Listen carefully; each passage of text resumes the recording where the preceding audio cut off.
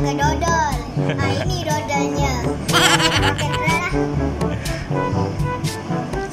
Sedapnya.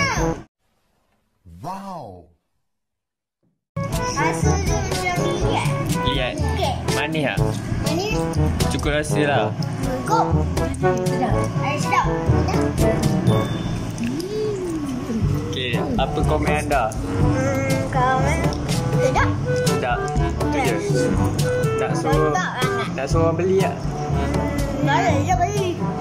Banyak-banyak pun boleh. Banyak-banyak boleh. Berapa satu? Berapa satu? Ais tahu tak? RM20. Berapa ringgit? Ya? Tunjuk. Ni dah setengah dah kita korang makan kan? Yalah. Tapi sedap. Sedap kan? Tapi setengah lah. Ni ada sikit. Setengah je korang makan. Enggak. Ais macam mana? Sedap tak? Sedap.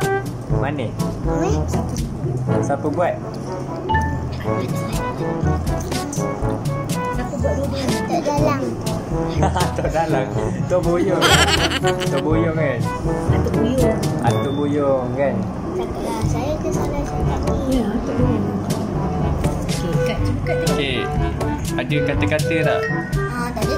Taklah, mari cakap marilah beli semua. Dia mau beli. Cakap, okey semua marilah beli.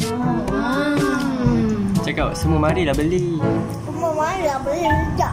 Air tak rugi pun. Tak rugi pun. Tak rugi pun. Air cakap beli semua.